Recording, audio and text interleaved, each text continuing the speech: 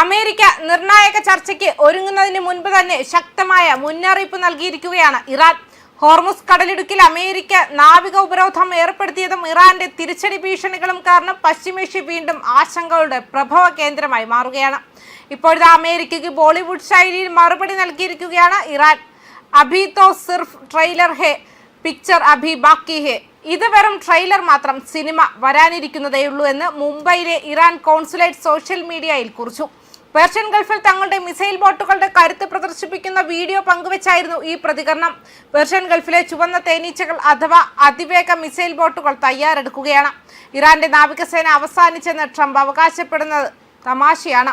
ഒരു കൂട്ടം തേനീച്ചകൾക്ക് വേഗത്തിൽ തളയ്ക്കാൻ എങ്ങനെ കഴിയുമെന്ന് അവർ ഉടൻ മനസ്സിലാകുമെന്നും ഷാറൂഖ് ഖാൻ ചിത്രം ഓം ശാന്തി ഓമിലെ പ്രശസ്തമായ ഡയലോഗ് ഉദ്ധരിച്ചുകൊണ്ടാണ് കോൺസുലേറ്റ് എക്സിൽ ഈ പോസ്റ്റ് പങ്കുവച്ചിരിക്കുന്നത്. തന്ത്രപരമായി നിർണായകമായ ഹോർമുസ് കടലിടുക്കിലൂടെയുള്ള ഇറാനിയൻ തുറമുഖങ്ങളെയും സമുദ്ര ഗതാഗതത്തെയും ലക്ഷ്യമിട്ട് ഡൊണാൾഡ് ട്രംപ് ഭരണകൂടം നാവിക ഉപരോധം ഏർപ്പെടുത്തിയതിനെ തുടർന്ന് പശ്ചിമേഷ്യയിൽ വലിയ സംഘർഷമുണ്ടായ സാഹചര്യത്തിലാണ് ഈ മുന്നറിയിപ്പ്. ടെഹ്റാനും വാഷിംഗ്ടണും തമ്മിൽ ഇസ്ലാമാബാദിൽ നടന്ന സമാധാന ചർച്ചകൾ പരാജയപ്പെട്ടതിനെ തുടർന്നാണ് ഈ നീക്കം. കടലിടുക്ക് വഴി കടന്നു പോകാൻ ശ്രമിക്കുന്ന എല്ലാ ഇറാനിയൻ കപ്പലുകളെയും ആക്രമിക്കുമെന്നാണ് ഡൊണാൾഡ് ട്രംപ് ഭീഷണിപ്പെടുത്തിയിരിക്കുന്നത്. എന്നാൽ അമേരിക്കയുടെ ഭാഗത്തു നിന്നും പ്രകോപനമുണ്ടായാൽ കടുത്ത തിരിച്ചടി നൽകുമെന്ന് ഇറാനും മുന്നറിയിപ്പ് നൽകിയിട്ടുണ്ട്. ഇരുപക്ഷവും താൽക്കാലിക വെടിനിർത്തലിന് സമ്മതിച്ചിട്ടുണ്ടെങ്കിലും സംഘർഷം അയവില്ലാതെ തുടരുകയാണ്. ഇറാന്റെ നാവികസേന പൂർണ്ണമായും നശിപ്പിക്കപ്പെട്ടെന്നും എന്നാൽ അവർക്ക് ഇപ്പോഴും വേഗത്തിൽ ആക്രമിക്കാൻ കഴിയുന്ന കപ്പലുകൾ ഉണ്ടെന്നും ട്രംപ് സോഷ്യൽ മീഡിയ പോസ്റ്റിൽ പറഞ്ഞിരുന്നു. എന്നാൽ ഈ കപ്പലുകൾ ഏതെങ്കിലും തങ്ങളുടെ ഉപരോധ പരിധിക്ക് അടുത്തു വന്നാൽ അവ ഉടനടി നശിപ്പിക്കുമെന്നും അദ്ദേഹം മുന്നറിയിപ്പ് നൽകി. തങ്ങൾ ആക്രമിക്കപ്പെട്ടാൽ പേർഷ്യൻ ഗൾഫ് തുറമുഖങ്ങൾക്കെതിരെ തിരിച്ചടി നൽകുമെന്ന് ഇറാനും തിരിച്ചടിച്ചു.